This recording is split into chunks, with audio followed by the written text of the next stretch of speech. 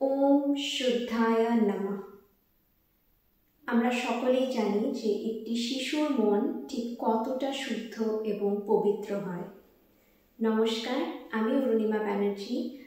আর গত 14ই নভেম্বর আমরা সকলে জানি শিশু দিবস ছিল এবং আজ আমার এই ভিডিও সেই উপলক্ষে।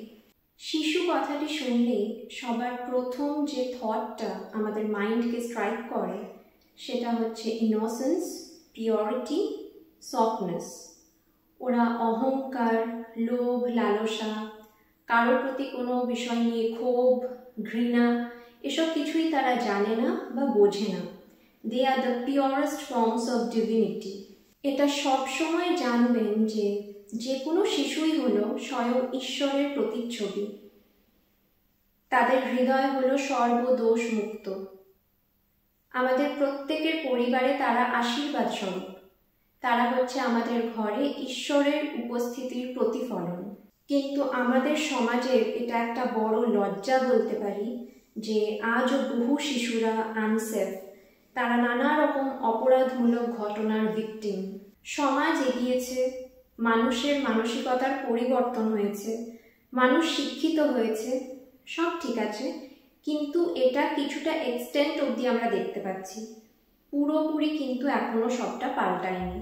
আজও বহু কেসেস আমাদের এই সমাজে ঘটে চলেছে, যেমন child marriage, child labour, physical and emotional abuse, sexual exploitation, toxic comparisons, academic pressure, human trafficking, forced begging, exposure to violence, blah blah blah ব্লা।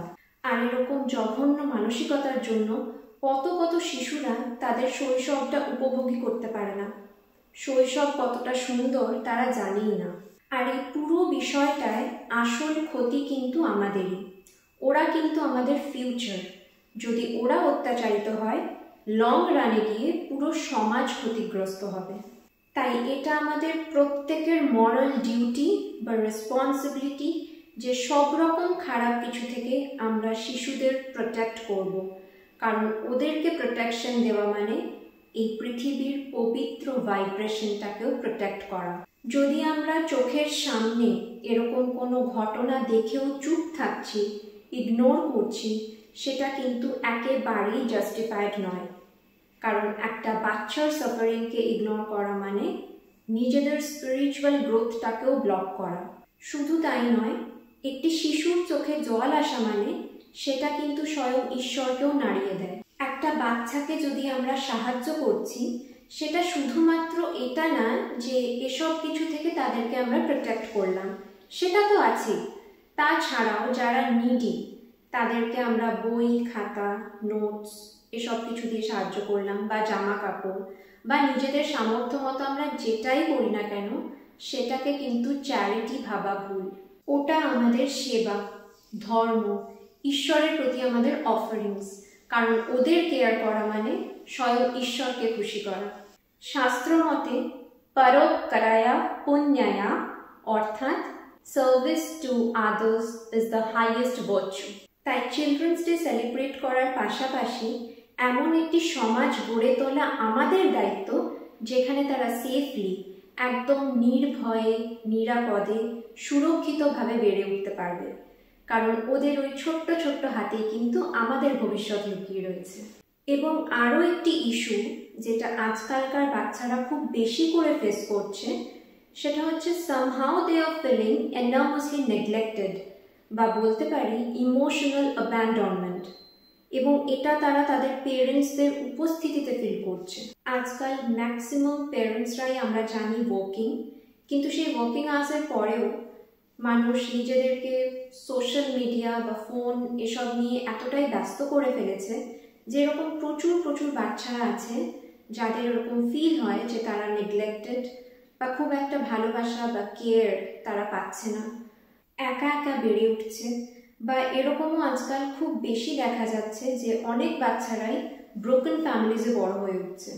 আবার আরও একটা টাইপের ইস্যু হচ্ছে যে বাচ্চারা সিঙ্গেল চাইল্ড নয়, অর্থাৎ সিবলিংস আছে, ভাই বোন একসাথে বড় হয়ে উঠছে, সেখানে কম্প্যারিজন খুব বেশি দেখা যায়। পেরেন্টসরা একে অপরের সাথে নানা বিষয় নিয়ে কম্পেয়ার করে। যেমন ও কত ভালো পড়াশোনাতে, তুই কেন ওর মতো করতে পারছিস না, তোর কেন এত কম মার্কস আসছে, বা ঘরের এই কাজটা ও কি সুন্দর করে করে, তুই কেন ওর মতো করতে পারিস না, এটসেট্রা এটসেট্রা। আর এই ধরনের কম্প্যারিজনগুলো কিন্তু ওদের মেন্টাল হেলথের জন্য ভীষণ ভীষণ খারাপ। এটা নিয়ে একটা ডিটেলড ভিডিও আমি আপনাদের সাথে শেয়ার করব যে কিভাবে এই ইস্যুসগুলোকে ডিসলভ করা পসিবল। তো আজকের এই ভিডিওটি এই প্রার্থনা নিয়ে শেষ করছি, সর্বে বলাকা সুখিনা ভবন্তু, সর্বে বলাকা নিরাময়া। অর্থাৎ may all children be happy, may all children be safe and healthy, and may every child be blessed. দেখা হচ্ছে আবার পরের ভিডিওতে। Till then stay tuned. নমস্কার।